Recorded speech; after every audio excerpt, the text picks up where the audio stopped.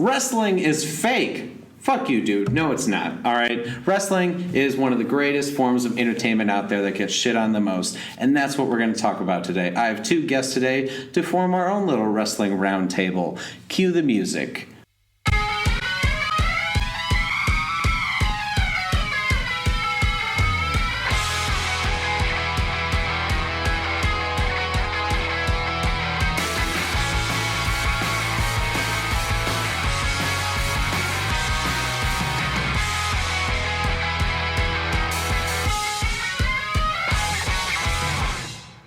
Welcome, everyone, to the Entertainment Buffet podcast. I am one of your hosts, Brandon Prosick.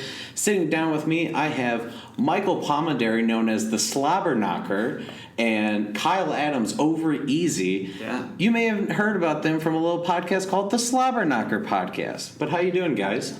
I mean, I'm doing great. Yeah. Thanks for having us on the show, man. We really appreciate it. It's great to be here. Yeah. It's nice to have worlds finally collide. Yeah, I was going to say, a little crossover episode. Yeah, absolutely. I dabbled on your podcast a little bit, Slobber Knocker, Michael, and I kind of broke it because we talked too much. That was the episode that people were like, it's not working on iTunes. and I apologize once again to everybody that tried to listen to that episode on iTunes. It didn't work, but we broke the internet with that episode. I just talked too much about wrestling. You weren't the only one in the room, sir. That's going to happen. Yeah.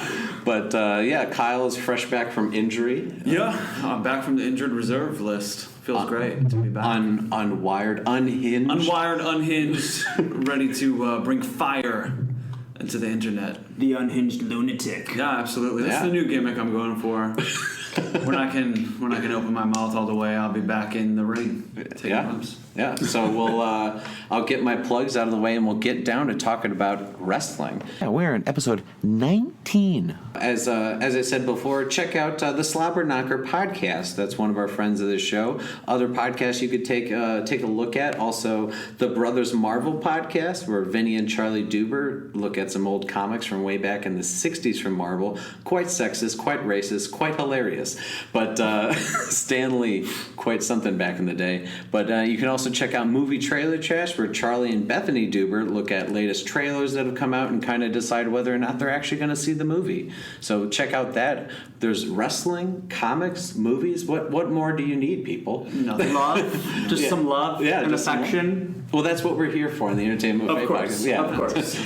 So also, please rate, review, subscribe to the Entertainment Buffet podcast on iTunes. If you're an Apple hater, you can also catch us on Podbean, Stitcher, Blueberry, Google Play, all that bullshit, if you don't like iTunes. So check us out there as well. If you'd like to email the show, entertainmentbuffet@gmail.com. I'm always taking suggestions for new episodes, maybe new guests in the Chicago area who would like to come on and discuss a certain entertainment topic.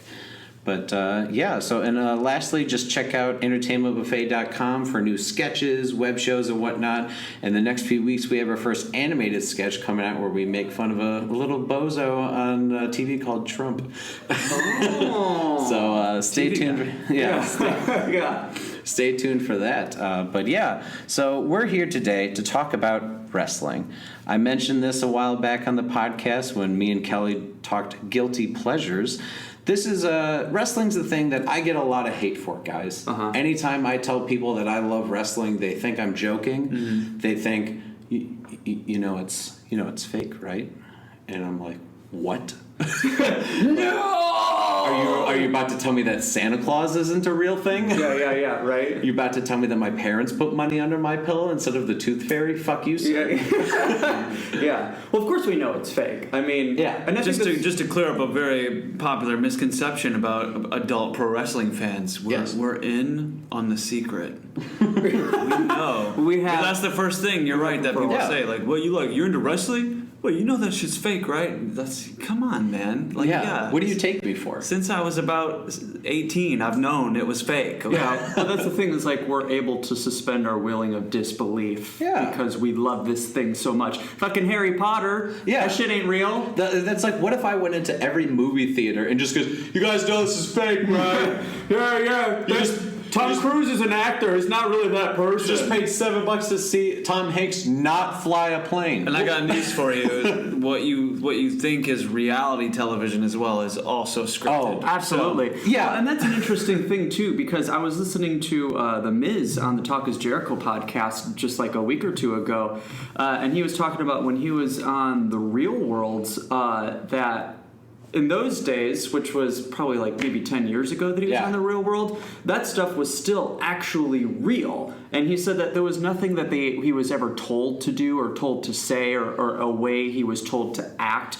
The only time he was ever told anything or asked anything was when they were doing those interviews weekly. Yeah. But he's saying, like, you know, over the years that you can see where reality, quote unquote, you can't see me do the quotes right now, but it's shifted to it being more scripted reality. So it just makes it. There's a like, formula. Really they figured out what worked. They figured out, you know, how we're going to get the most viewers depending on what the audience is. Yeah. And you go with that formula. You go with that script, and you. Oh, definitely. And they know exactly like what footage that they need to put into television shows in order to get people to watch it. Like, you know, even if I Jersey Shore, that was popular, you know, when I was in high school. Yeah. I remember I had to explain to a friend how that, like, it's not real. She's like, how? I was like, think about it. Do you think they really come into a problem once a week?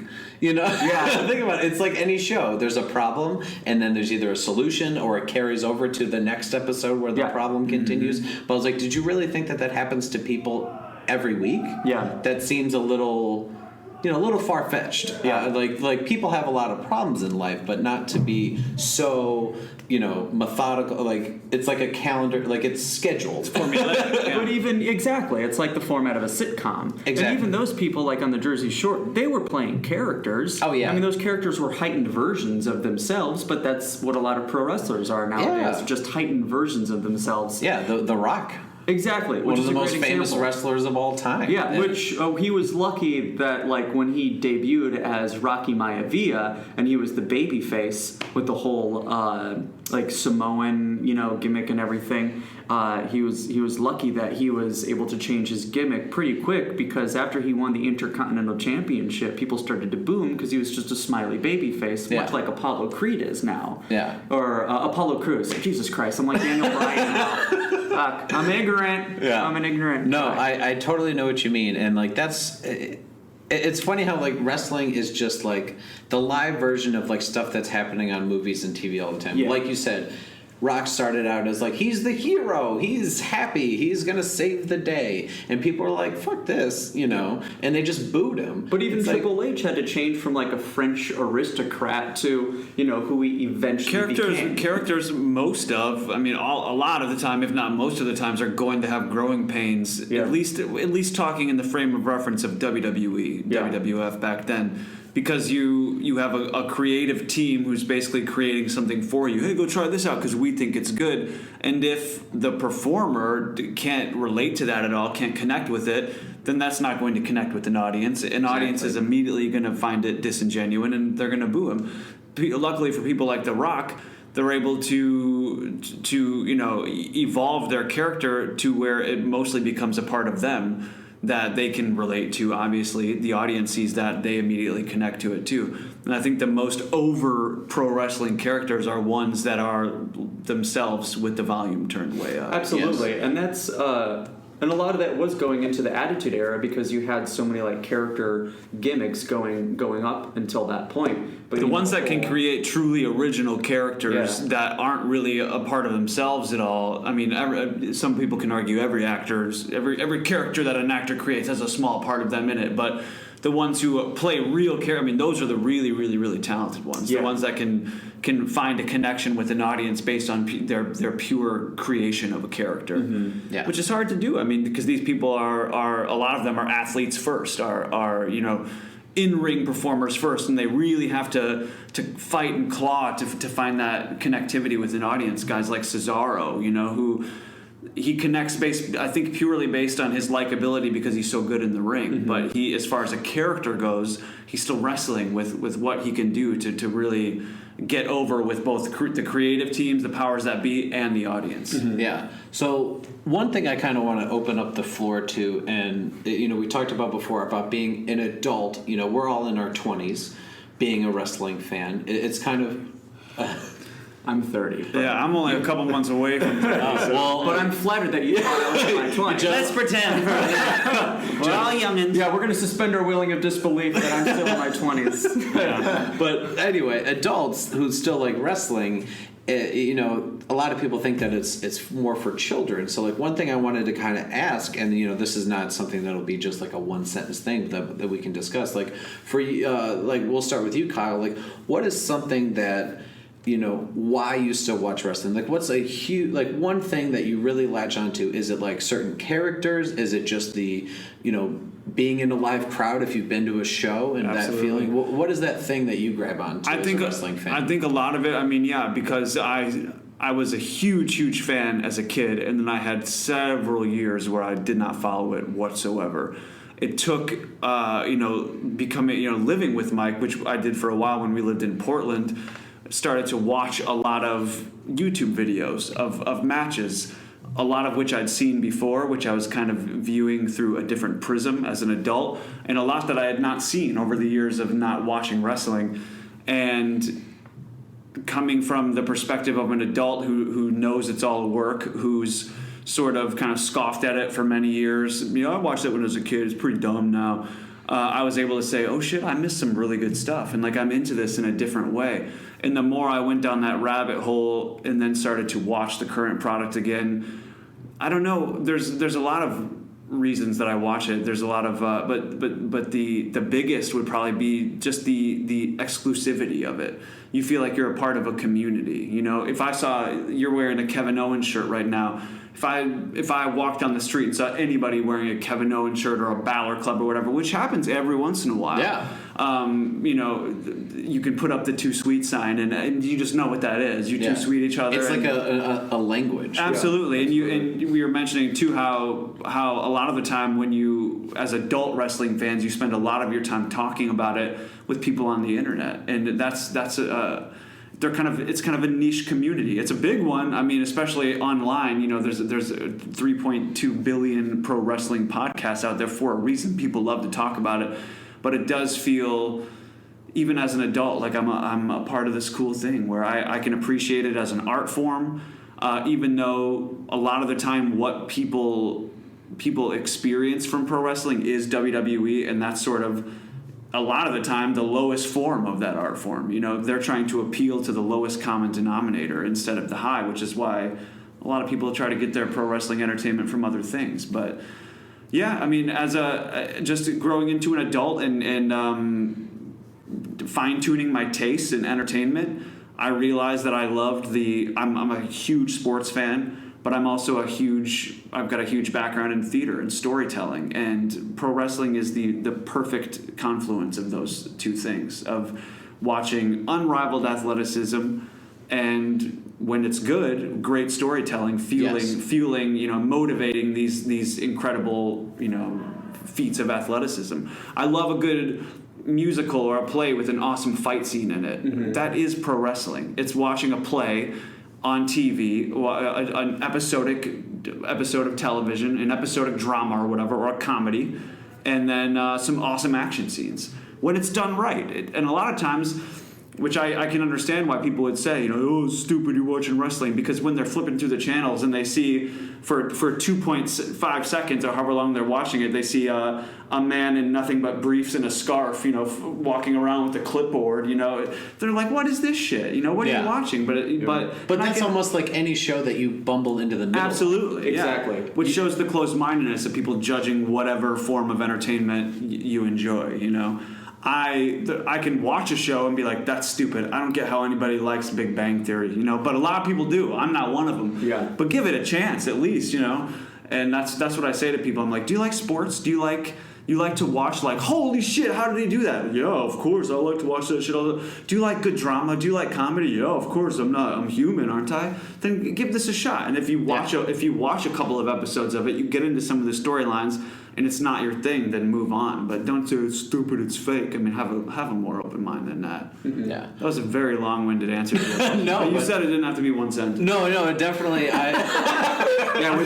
we might have to start this episode over again. Yeah, we still have enough time? Don't put me on the list. Yeah. You're on the list. Yeah, see, most of that I just That's exactly what I would say too.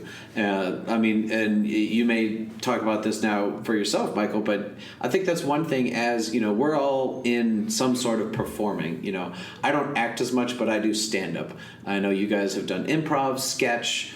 You know, maybe stand up yourself. So it's like, and I've noticed a lot of people, especially in the Chicago community, who are in comedy, they love wrestling. It's a huge crossover. It's a huge, yeah. Because stand up and improv, I mean, the amount of people that are into pro wrestling is huge. And even when we saw freelance pro wrestling like 2 weeks ago now, I saw quite a few people in like the stand up improv community there. Yeah, because the pro wrestlers are desperate to take improv because they're performers, they're actors. Well, think about like when.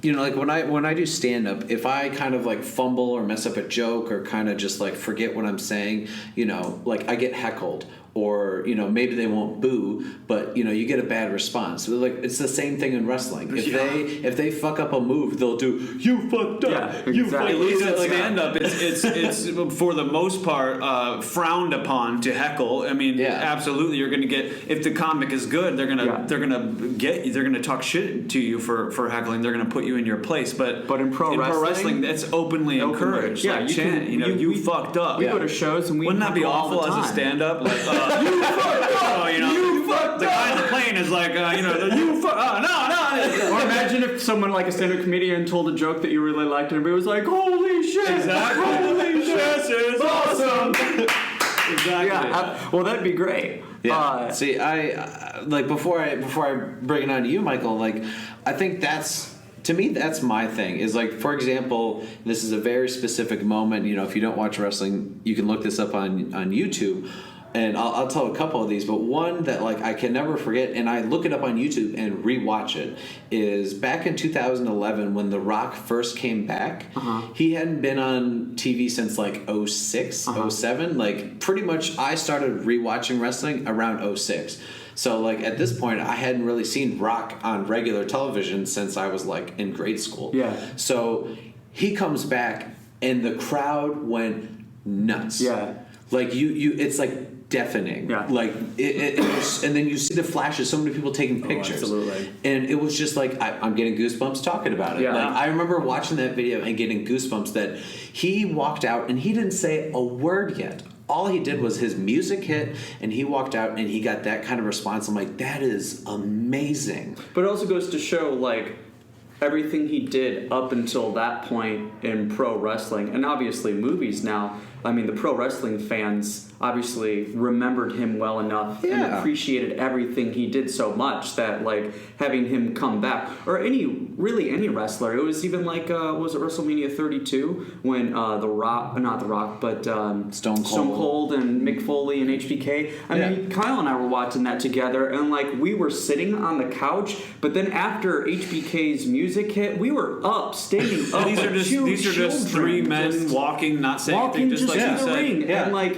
that speaks to that like spiritual exclusivity that exists among wrestling fans. Is that it can be compared to like sports. Obviously, you're all the fans of the same team, and when you go into that stadium and everyone's wearing the same color, I mean, it doesn't matter what your political or social beliefs or anything. I mean, there's probably so many people at a pro wrestling event that I would be ashamed to have spoken to, or because a lot of people I would never want to get coffee with because of their well, that's what I mean. Yeah, views, people who I'd never be friends with, but for that, same thing with I'm a St. Louis Cardinal fan. As far as baseball is concerned, some of the worst people on earth cheer for that team. It can be said for any team, really. We've all got our grimy pockets of all fan bases have those people, but especially the Cardinals, because I go online and I see some of the shit that they say, and there's a whole Twitter thing for shit Cardinals fans say or something. It's awful, and that same thing can be said with every time we go to a wrestling live event. I mean, sometimes we'll just go to like we did at Allstate Arena. You go to the concessions or the merch booth and you just sit there. You post up, and the people watching is You're insane. Just like, holy shit, because it brings out. I mean, some people who are like, wow, I don't think I'd be friends with them, and I don't mean to sound judgmental, but it bridges all gaps when you have the passion for the same thing. Exactly. Like, for example, I love like Daniel Bryan's story when he finally got his push. Yeah. You know, is like people don't understand. It's not just like you get cheered and management gives you the title. Yeah. Like management pushes who they want, and when I say management, I mean Vince McMahon. Exactly. Vince McMahon pushes who he wants. Whether you boo him, whether you cheer him, whether you do anything, like he wants who he wants to be the face of the company. And you know that was Roman Reigns after John Cena. And so like all of a sudden I started seeing Daniel Bryan just getting so many chants by people purely because they loved how he is like an everyman. Yeah. They love how he always puts on good matches and he's underappreciated. So it was the purest underdog story you could ever enjoy. That he went from, you know, no matter, they would make his character lose every week, he would still get cheered. Yeah. People would start buying his shirts. I bought one of his shirts. And, you know, like that's how you support your wrestler is by when you get shirts for them, that money goes in, I believe, a percentage in their pocket. Yeah. And also management looks, oh, well, Daniel Bryan's t-shirt sales are up. We should put him on TV more. Maybe he could sell some more merchandise. Mm-hmm. And like it slowly became to a point where we were interrupting the show with the crowds were because, you know, other people were speaking and Daniel Bryan wasn't on the television. It's like he was there and he wasn't the focus of the attention. Yeah. Another example of that is when they unified the titles. That's what I was thinking of. With Cena and Orton in the ring and all those like current or former like superstars and like title holders. Triple H is trying to give a speech and everybody starts chanting Daniel Bryan. Yes. And if Daniel Bryan is standing there in the ring and at one point Mark Henry raises Daniel Bryan's arm and everybody starts screaming yes. And Triple H just had to stop talking because he was just like, well, clearly I'm not going to be heard over these chants. And that's one thing I love about it is that like fans were cheering so much and it took a while, but management and Vince McMahon finally said, all right, he's getting the t-shirt sales, he's getting the reactions, I guess we got to put the belt on. Well, they couldn't ignore it. And for someone like Daniel Bryan and some of the people who are coming in from NXT now, a lot of them have been on the independent circuit for years. Yeah. So guys like Daniel Bryan and, you know, Kevin Owens and Sami Zayn, you know, they've already had such a huge following for being in the independents for so many years that a lot of those fans, you know, are going to watch them now that they're in the WWE, which I'm sure helps a lot with giving them that push that they so deserve. Yeah, definitely. But that was just like a story I remember, and like I was trying to explain it to like my wife, like because you know to some people who don't watch, like they don't understand. I was like, yeah, you watch week in and week out. They try to bury him. Yeah, they have him lose. They have him humiliated. They try to just make him look the worst and other people better because they're hoping the fans will cheer the people they want. Yeah, and the fans were like, no. We like Daniel Bryan. Yeah. And then Vince was finally like, well, fuck, I guess we have to give him a break. Exactly. Every once in a while. You just can't ignore it. Every once in a while, yeah. So, like, before we totally lose track, like, Michael, what is the one thing that you've latched onto that you're like, why I still watch wrestling now? Like, what is that thing? Well, for me, it was something that I grew up with. And I've said before, and I always say as a joke, that I've been watching wrestling since I was a glimmer in my father's eye. Because my dad started watching wrestling when he was growing up, and he would go to like high school gymnasiums to watch Hacksaw Jim Duggan and like all these other guys like Hulk Hogan and Iron Sheik, you know.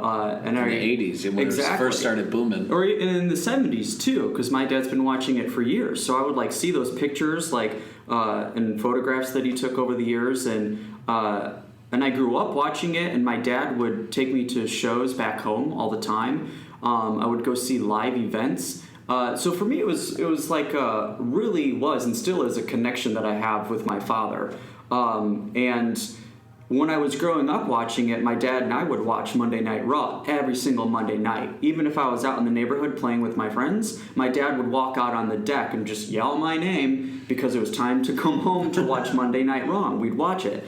And it's funny because we talked before we started recording this that like as an adult you wish you had somebody to talk to about pro wrestling. For me, I've always had my dad to talk to about pro wrestling. Like that was never an issue. Like, oh, I don't have any friends to talk to about pro wrestling. It was always my dad. But the fun thing is now that I'm an adult is I'm educating him on everything that's happening in pro wrestling because he doesn't keep up with the current storylines as much as he used to because he finds it boring now. But I tell them about like NXT, and I was telling them about CWC. Even when I go home to talk about it, my mom finds it fascinating. Not that she's into watching pro wrestling, but she finds like the backstories and the behind the scenes stuff to be really fascinating. Yeah. Sorry. No, I was just going to say, sometimes that stuff is more fascinating than what's actually happening in the storylines, is the behind the scenes. And that's the stuff that I'm more into now than like a lot of current storylines. Because since the draft split, I just haven't been into a lot of the storylines that they're trying to push on both Raw and SmackDown. So I've been more into like listening to shoot interviews over the years and listening to people that were part of it. But when I turned 17 and I started doing theater, that just like took up so much time. Like I was never home to watch Raw or SmackDown. And once I started working, it was the same thing, because this is way before they had the network and it was convenient to watch it. This is before YouTube, where you could even go online and watch matches. Yeah. So I kind of lost touch with it, but still talked to my dad about it. But it wasn't until after I graduated from college and I moved into Kyle's old place when he moved to Portland. I just wasn't in a really good place. I just graduated from college. All of my friends were gone. I was very depressed. And I started watching wrestling again, just like YouTube videos, as to be like, I haven't watched wrestling in so long. Like I started watching old stuff like Hulk Hogan, Ultimate Warrior, and then I started getting into the Attitude Era. And I started watching as a way of comfort food. It was comfort food for me. It was something that I grew up with, that was a part of my childhood and a part of my upbringing that I could just like relate to again. Yeah. And that helped me get into like the more current wrestling, because my roommate at the time, our friend Ryan Swenson, he was into pro wrestling too. So then I had a roommate that I could talk about it. And then we just started geeking out about pro wrestling, and we started watching it all the time. And as a performer, it's something that just like really captivates me, because even if it is someone playing a heightened version of themselves, it's still remarkable what they're able to do. And I like using Chris Jericho as an example, because he's someone who has just been constantly able to reinvent himself over the years. I never get tired of watching Chris Jericho. He could come out next week wearing a tutu, and I would be like, this guy's great. But even when Kyle and I lived in Portland, we started playing like wrestling video games. We had all these epic matches. And I feel like as a performer, one thing that I like to bring to like anything I do, whether it's like a play, a musical, a sketch show that I'm in, or stand-up, I like to bring the intensity, so to speak, that a wrestler brings. So when I go up on stage to do stand-up, I feel like I'm just cutting a 15-minute promo. Whether people are into that or not, you'll develop your own crowd with that. Or the same thing with sketch shows. Like if I'm performing on stage, I don't feel like I did my job unless I get off the stage and I'm like completely exhausted. And I've had people tell me that's like, you're like an athlete when you perform, because when you get off the stage, you're like exhausted and you're sweating. Well, you stay hype.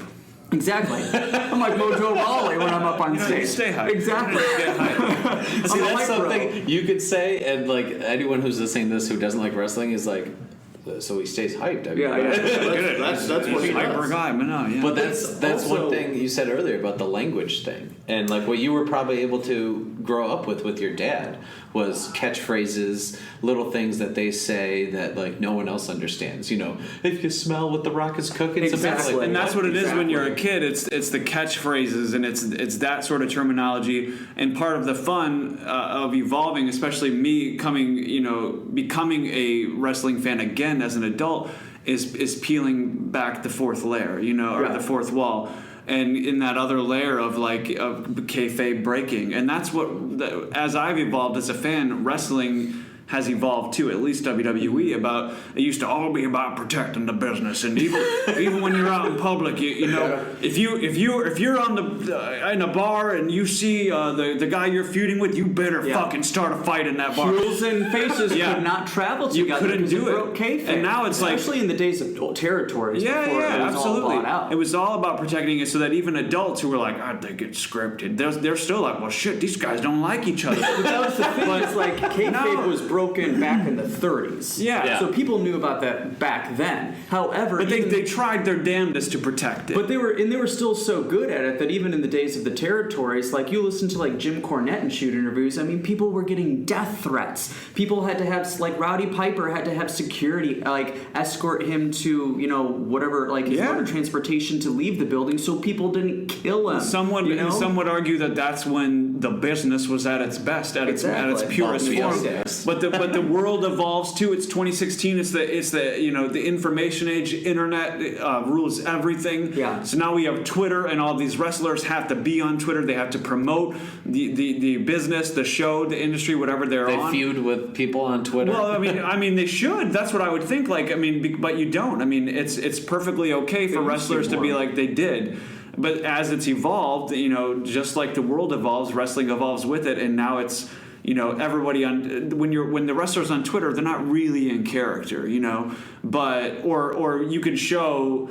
You know, some of the babyface and a heel from WWE at an NXT event. You know, they're watching the show together, but like they're feuding. You know, well, even that when they had thing. the show at the Barclays Center just recently, was NXT Takeover. They had Sasha and Becky Lynch sitting together in the front row, and that's what I meant. Charlotte was in the front row, but she was like on the other side. Yeah. So they try a little bit, but for the most part of the appeal to them trying to get adults like us to watch their product is like, see what happens behind. We have a whole network now of shows like Breaking Ground or whatever, or Total Divas. I mean, even my girlfriend, who in a million years would never think that she would. We've been together 11, 12 years. She would never think that she would ever be into wrestling, but.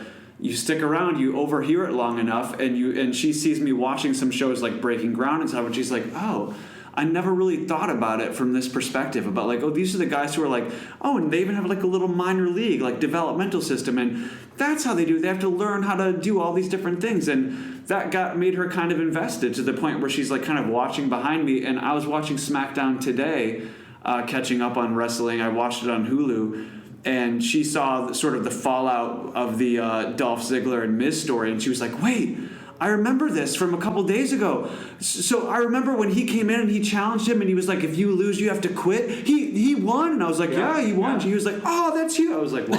She kind of cares. Awesome. The other day that John Cena commercial came on, like, because love has no borders, really. I tried to pull a fast one on her. I was like, hey, what do you think of The Rock doing these commercials, huh? The Rock, he's pretty crazy, right? And she was like, I know who that is. I was like, who is it? She went, you know, John Cena, Yes! I love the fact that she knows the chant. Absolutely. Too. But that's the sort of thing that I'm talking about with my appeal to wrestling. It's like, as a kid, you're all about like, this is all a show to me. This is just like I'm watching a cartoon. Like, this is amazing. And as an adult, you're kind of like, I like to see the behind the scenes, and then how they do it on the other side. The full product. Well, and that's one of the things that like that unveiling, which is what makes it even more entertaining now to watch it as an adult. Especially as people with theatrical backgrounds. You know, we don't just consume entertainment; we help to produce it. So we have a vested interest in the process of how these things are created. And with pro wrestling, it's unlike most TV shows. You're waiting to get like the DVD behind the scenes features to like get any little thing of like interviews or whatever. But pro wrestling is entirely built on that. Yeah. There's a whole network built on see everything how we do it. You can even come to the performance center at NXT and fucking do the whole thing for a day. Give us $1,000 and like you can come out to the ring. So you have if you put in the time, you have a really vested interest into watching the main product because you're such a part of its production. It's the same thing with the promos that they used to cut, especially in the Attitude Era. I mean, we all know everything is just like unbelievably scripted now, word for word, that everything they have to say. But I mean, it's like that's the only time that you look at it and be like, "Whoa, what a good promo the Miz cut on Talking Smack." It was like, because for once they didn't script it was like just let the emotion fuel what you're saying. Yeah, exactly. And that's what it should be, a pipe bomb every time. It should be these people's, here's the scenario, but I don't mean to cut your thought off, but that's what comes off as so disingenuous sometimes when you watch what they're putting on TV now, because guys like Seth Rollins, who I've seen talk off the cuff when he's not scripted, and I'm just like, oh my god, yeah, this dude knows how to let emotions feel what he's saying, comes across as very heated, tactical, whatever he needs to be, but it's so easy to see when he's performing something scripted that it's night and day. It's just like, oh my god, who are you trying to fool right now, dude? And it's even the same thing with like The Rock too, compared to the Attitude Era and now. Like during the Attitude Era, he was one of the best talkers on the mic. Oh, yeah. And like I remember best talkers of all time. his feud with Triple H. I remember like people saying behind the scenes that Triple H started just like going off script and started like improvising, and The Rock was just like, hold on a second, like, if I have to stay on script, then why don't you stay on script, So then they started just like improvising promos on each other, and like that's how a big part of their feud started, because they were really talking shit to each other.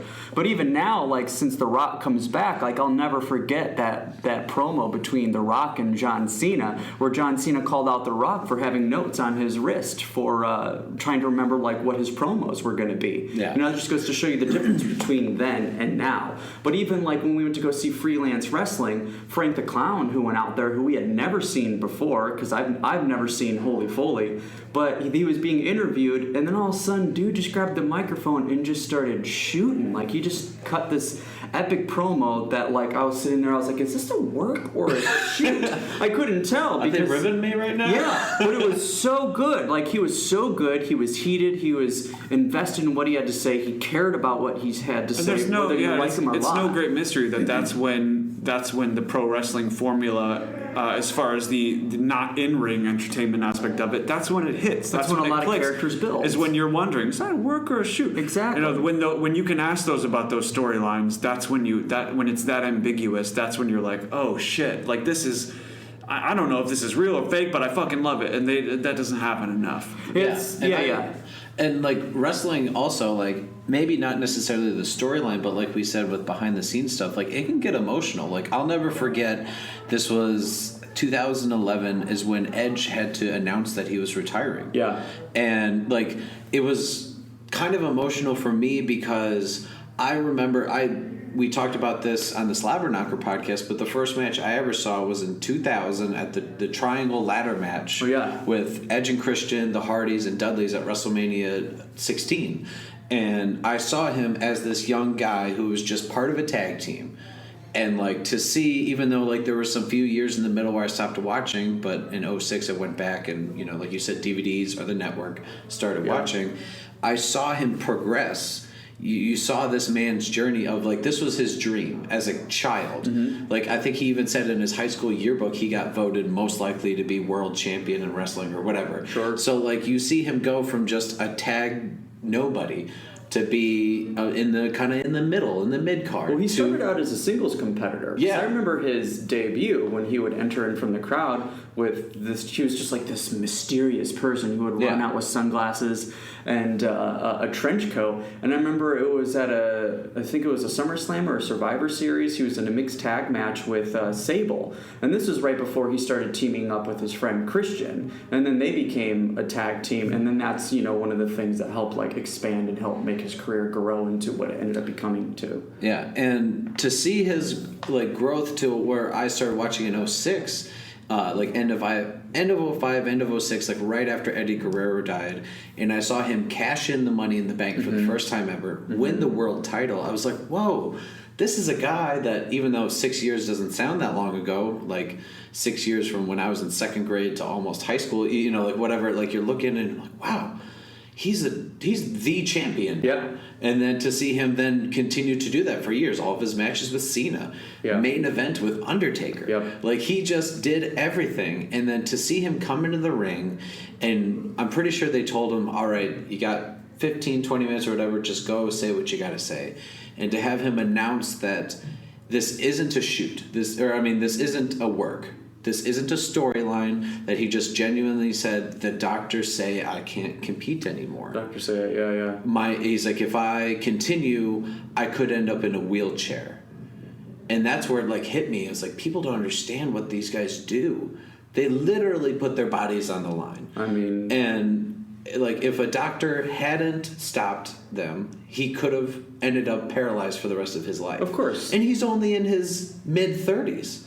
Like, Yeah, or at like that maybe yeah. He had been wrestling for like 20 years up to that. Yeah. And if you look at his career, I mean, maybe it would have lasted a little longer if he wasn't in all those TLC matches. Sure. That was something that But that's something that helped make him famous. Exactly. And if it wasn't for that, he wouldn't have been the rated R superstar he became. But it's another thing, like, you look at superstars in the WWE and like what they do to their bodies and how much money they make, but when we went to freelance pro wrestling and dudes were just throwing their bodies outside of the ring into the chairs, and like these guys aren't making nearly the amount They're making of money pennies compared to the big bucks. To these superstars, and but it just goes to show if how you much have they any love doubt us. about the extent of which these men and women sacrifice, pay the fucking $10-$20 chump change that it costs to go to one of these indie shows, and they're Sit in the all front over row. the country. Sit in the front row. And you don't even have to, because most of the times the space is small enough that wherever you are, you've got a pretty close view.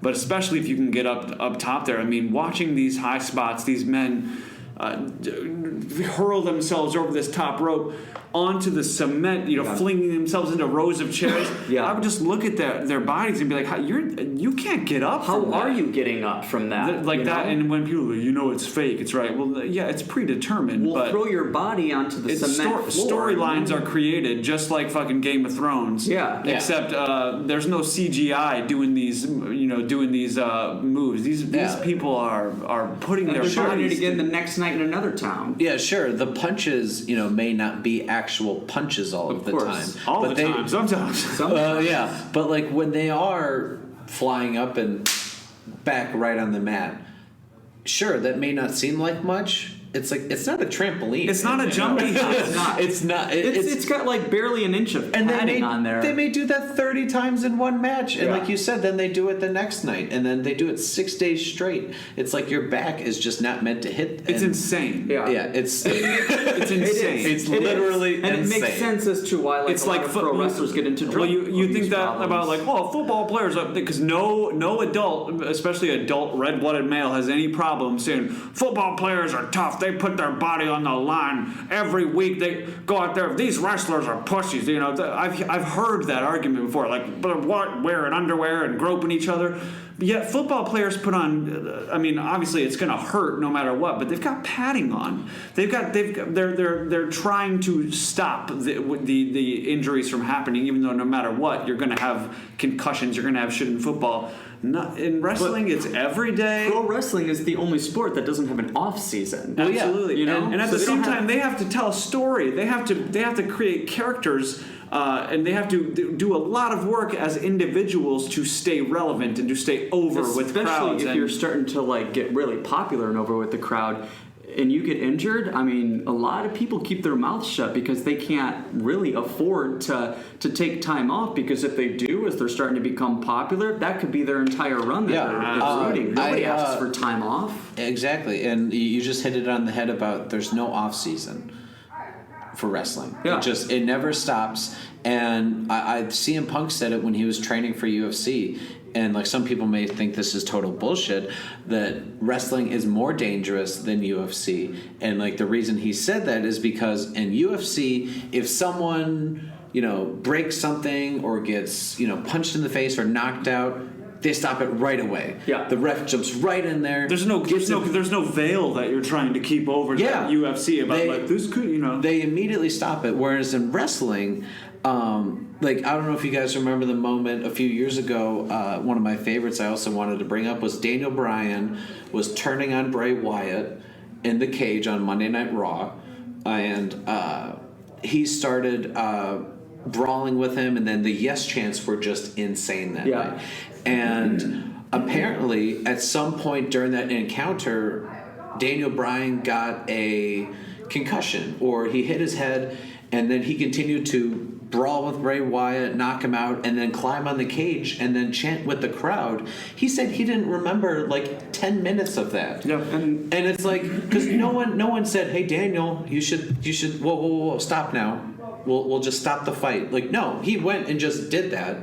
without knowing and could have really injured himself. That kind of shit happens all the time. And to piggyback off that, there's another story similar to that with Bubba Ray Dudley and Chris Jericho, where there was like this huge, I think it was a ladder match, and Chris Jericho went to do a spot with Bubba Ray Dudley off the ladder where he was supposed to bulldog him to the mat. What happened is Bubba Ray ended up getting his head just like slammed into the mat.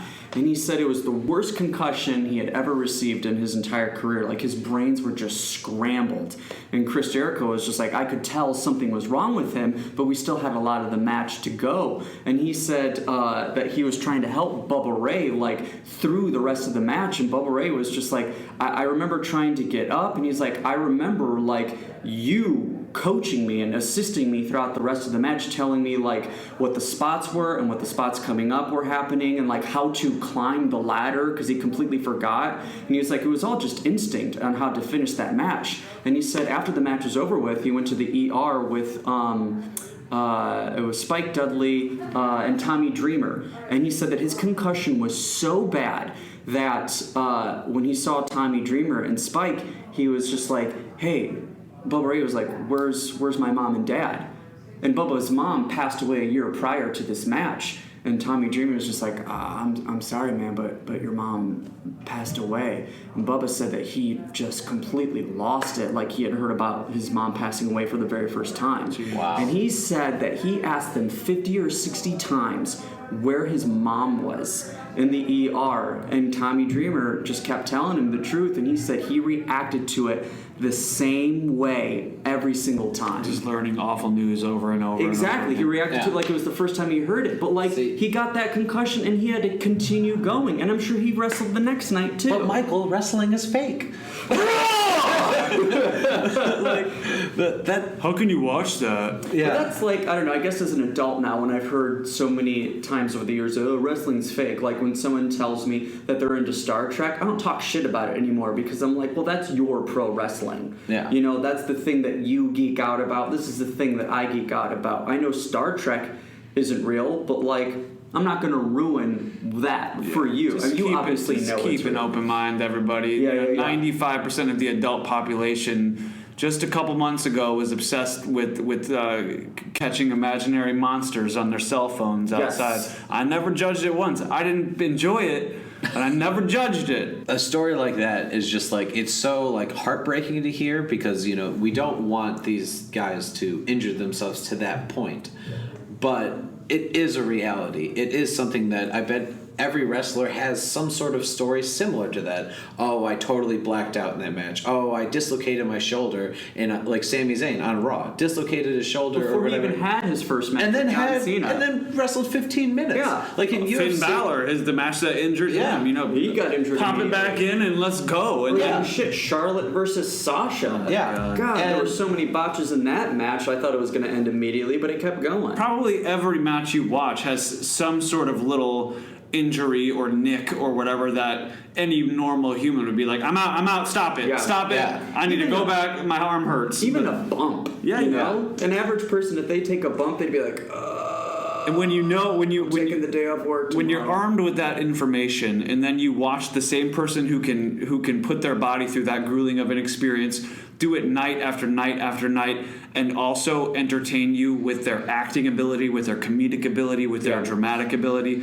not just when they can morph that into telling a story in the ring. Absolutely. Where it's not just stunts. Yeah. It's not just they're jumping off stuff. It's that I don't know if you guys ever saw the Ziggler Alberto Del Rio, or we'll bring up a more classic match instead. Bret Hart and Stone Cold Steve Austin at WrestleMania 13.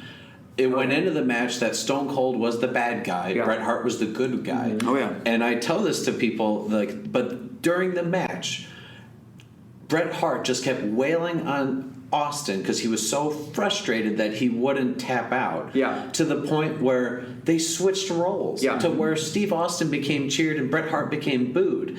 I'm like, that's an amazing story that they just told. It was also one of the most like iconic pictures in WWE where, Bret Hart had Stone Cold in the sharpshooter and he had blood just streaming down his face. And eventually passed out from it too. Yeah, the perfect ending to that match is that no one tapped out, is that he just he would rather pass out from the pain than give up the match. Exactly. And like that is just something that like these aren't guys that like you'll see at like a theme park stunt show with like Indiana Jones or something. Yeah, they're just jumping around and fight. It's like no. They tell a story in there. Sure, there may be some that it feels very formulaic, but then they have something like that, and you're like, mind blown. When all the individual magical elements collide into that perfect storm, and it honestly. It gets a bad rap because all anybody is exposed to is WWE television, either Raw or SmackDown. Yeah. And a lot of the time when you watch those shows, there's the perfect storm is not brewing. Yeah. They're trying, and then sometimes the storyline hits, and it's in that moment where the match is so great, and they're doing such a good job of tying all those things together. But it doesn't happen all the time. Yeah. Well, you can't like now that there's the brand split, but still you have a show on Monday, and then they may have live events the next like 4 days, and then once a month a pay-per-view. It's like they're wrestling so often that it's like just because you're doing it more doesn't mean you're going to get gold more, but like you can't expect these athletes to come up with something perfect every time. Absolutely not. Yeah. And like I think that's why back in the day some people may say it was better when there was less of it because they had more time to mold stories to do that.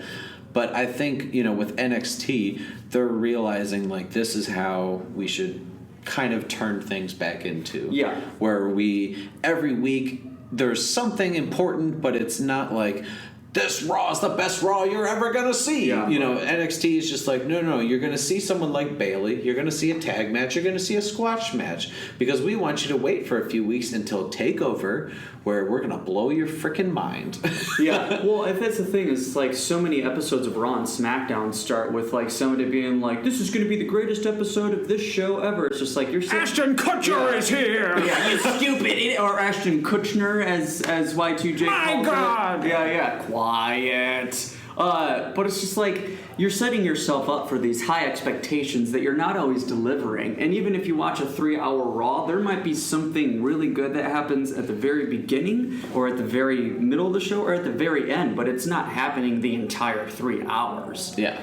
Much like a pay-per-view sometimes, It's like not the entire pay-per-view is going to be great. You might have 1 or 2 matches that were like, that was awesome. Or maybe like an appearance or a return of somebody that made it great. But, I mean, it's impossible to put on a 5-star match every single night. Yeah.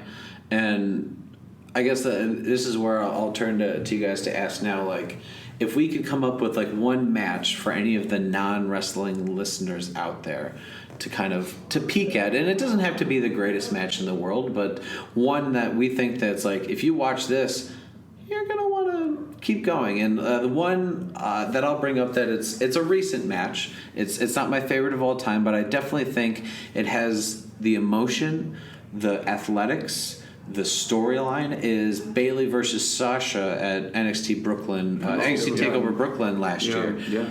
What I love so much about that match is, 90s pro wrestling, the women were kind of, just hot. That was it. Look at the hot girl.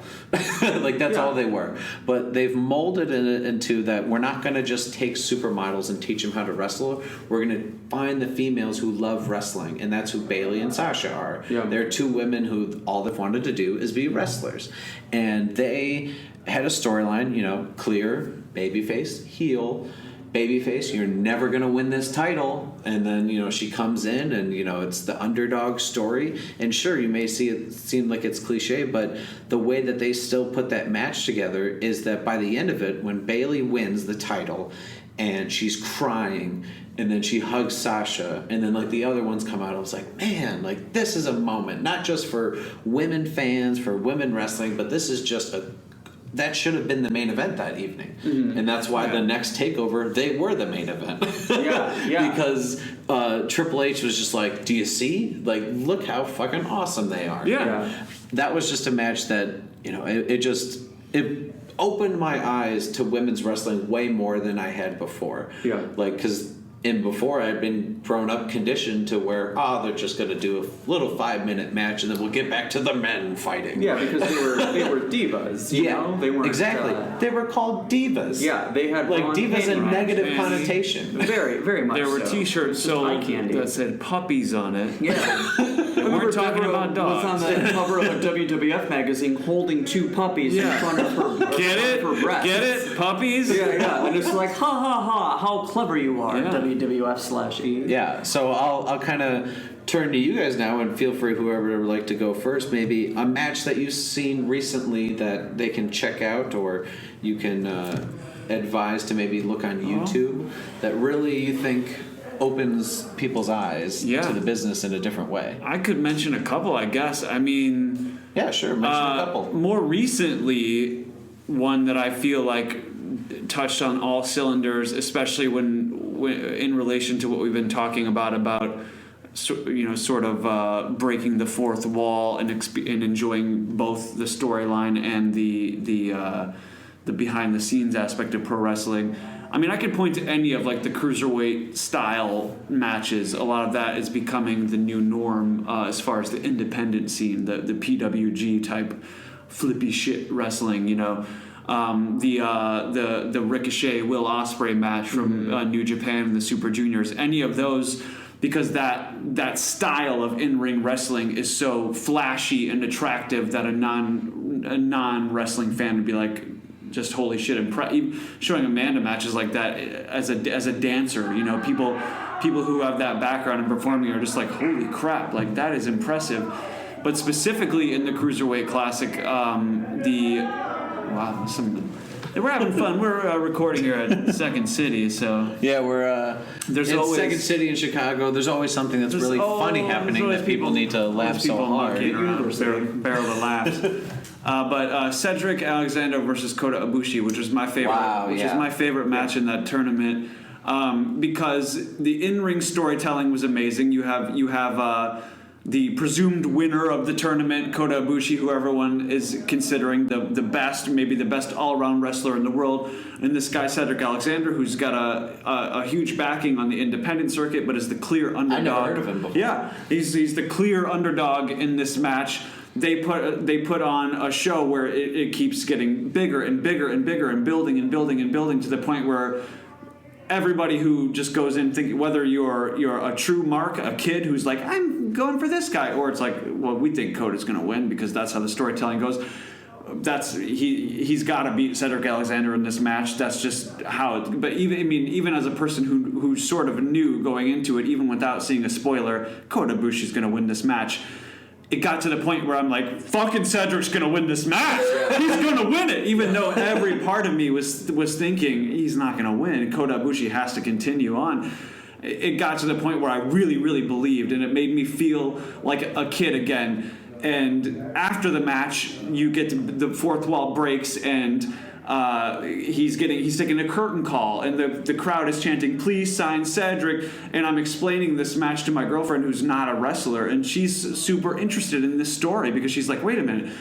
And I'm like, yeah, so this is a tournament where these people are all independent wrestlers. They're getting the biggest exposure of their career. Some are signed. Some are not. And the ones who aren't are desperately trying to connect with the fans, to catch the attention of Vince McMahon, of Triple H, of creative, of the upper brass at WWE. And this guy just put on such an amazing performance that before he goes to the back, the crowd is demanding that he take a curtain call, is in unison chanting, please sign Cedric, to the point where, much like you mentioned with Daniel Bryan and Vince McMahon's like, well, fuck, I gotta get it. Triple H comes out, maybe just to get him in, to like shut the crowd up, to move on with the show. But he grabs him, he puts his arm up, he puts his arm around him, and he shoves him backstage, and he gives the crowd a look like thumbs up, and the look like, yeah, we got him.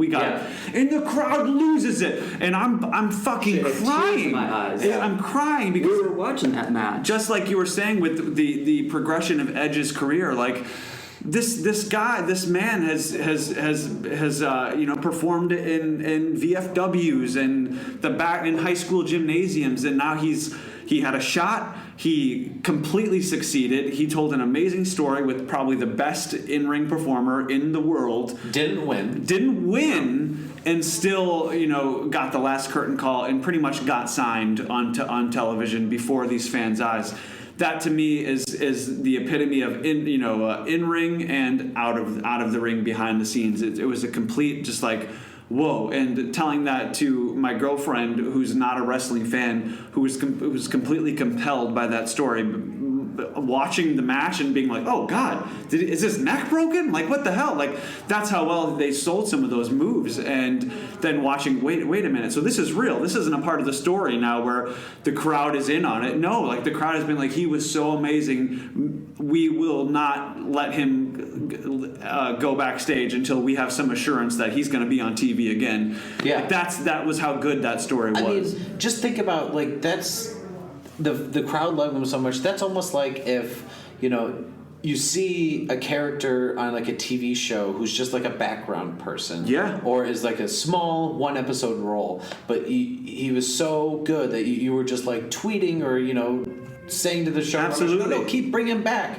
And then the showrunner's like, all right, well, I guess we got to get him a ring. That happens a lot. I mean, that happened with the Steve Urkel character on Family Matters. He was only supposed to be in one episode taking Laura out on a date, and that character, that episode was so popular that whole entire series Jesse was revolved around him. Same exactly. Thing. Yeah. He's the one of the two protagonists of the show. He was only supposed to be in like 2 episodes. Yep. But that's on a smaller micro level. But like you said, this is better because the fans are right there to chant in unison. And it happened. Please sign Cedric. That takes a very. We're sitting here in the Second City. It takes a group mind to achieve that, and that's again what we're talking about, of that connectivity, that connection you feel with other wrestling fans. We're all in the same room. That was such an amazing performance. We're all experiencing that same sort of visceral reaction to it. We feel like kids again. Let's get this dude a job. And whoever started that chant, the couple of people, please sign Cedric. It picks up, and it's growing to the point where you're watching at home, you have goosebumps, and then the fucking boss comes out and he's like, we got him. That wasn't planned. Like, maybe it was, maybe it wasn't. But the fact that we're asking, and the fact that I mean, I just think that any non-wrestling fan would be compelled just by the sheer story of that. Mm-hmm. And if they weren't into wrestling, just watch this match and be like, are you into cool shit? Do you watch like amazing videos on the internet of like, oh, did you see that flip he did? Like, this is that, just like 30 minutes of amazing that maneuvers. Whole segment right there, that match all the way up until the very end of Triple H bringing Cedric to the back, like, if people ask me, like, why I'm a pro wrestling fan, I'd be like, that. Yeah. That right there. This is it. The reason that you can tell that it wasn't planned is that Cedric, like you're not supposed to break character. And Cedric was so overcome with emotion just from them cheering him that he was crying. Yeah. Because he was also, like, it was appreciation for being able to put on that match with Kota Ibushi. It was the crowd cheering him. Yeah. Like, because he was trying to just grasp that moment, because that very well could have been his only WWE-related match ever. He also for a long time. And then they said, no. We love you so much. Please sign. Please come back. I love this so much, and if I really desire to, I can spend the money to go be there and experience it. Absolutely. And maybe fucking clap this dude's hand, and you can't do that in movies or television or, I mean, even sports, they're not as accessible, really. No, because they don't engage with the audience as much as pro wrestling does. It's not. Well, because they're, and this is the huge thing that's different between sports and wrestling. Sports, they're doing it to win.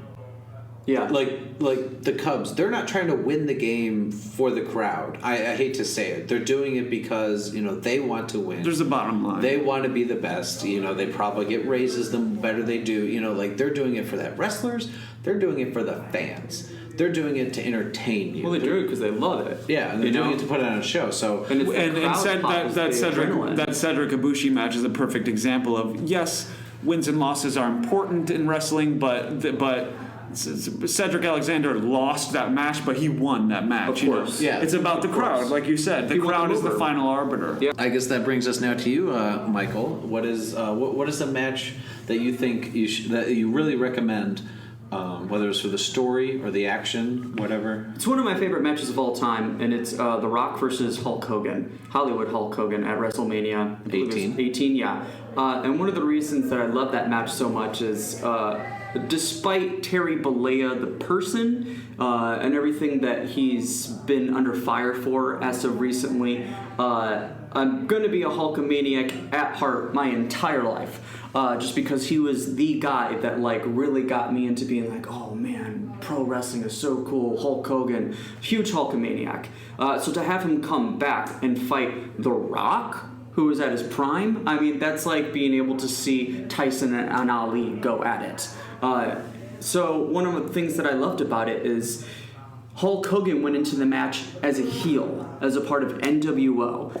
The Rock goes into this match as a babyface. And much like the Bret Hart Stone Cold match, the two roles switch during that match, where all of a sudden the entire crowd is cheering for Hulk Hogan. It's one of those instances where like they're so iconic that they transcended the storyline. Absolutely. Yeah. And you can tell like technically it's not one of the greatest matches ever. You can definitely tell The Rock is working his ass off to get Hogan over and try to make him look good.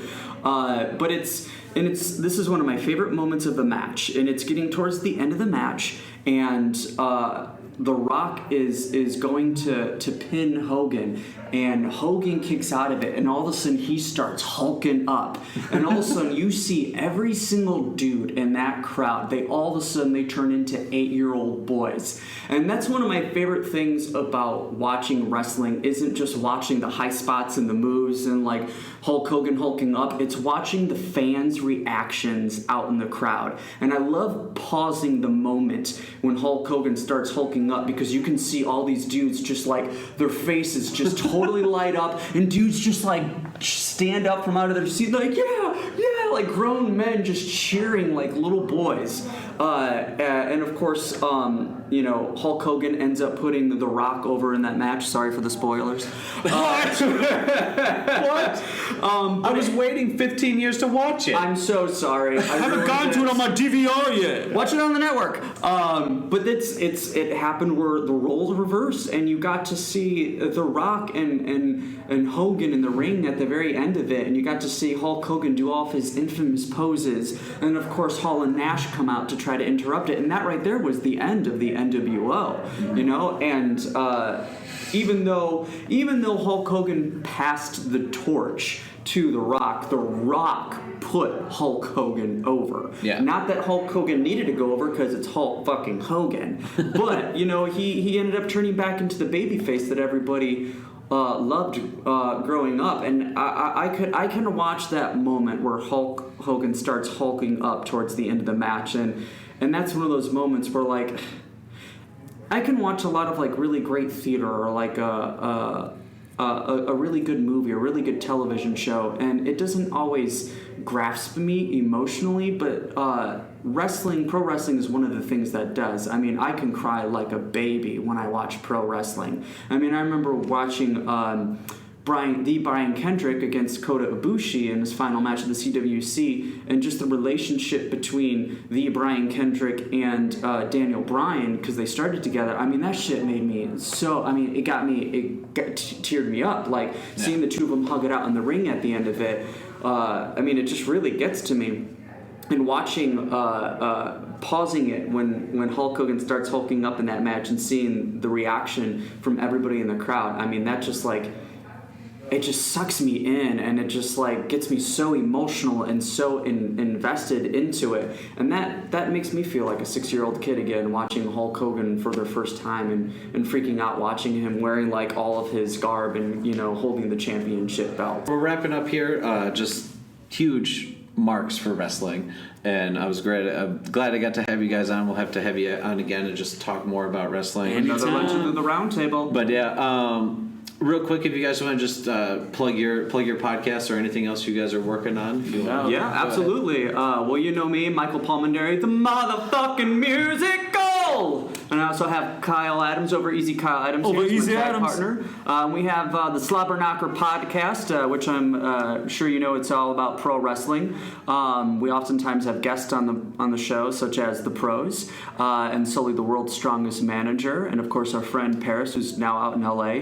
But if you want to listen to the Slobber Knocker podcast, you can find it on Facebook on the Make It Up Media page, or the Slobber Knocker podcast Facebook page. You can also find it on on our Twitter handle at SlobberknockPod, or you can listen to it on iTunes. Yeah, go ahead, check us out. We do a lot of fun segments.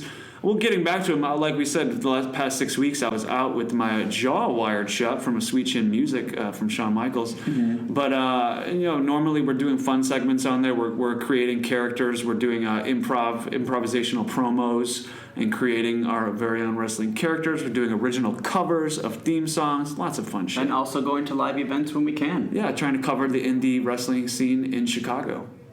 Awesome. Yeah. All right. Well, again, glad to have you guys on, and I hope to jump on your podcast again. Hopefully, not Anytime. break it.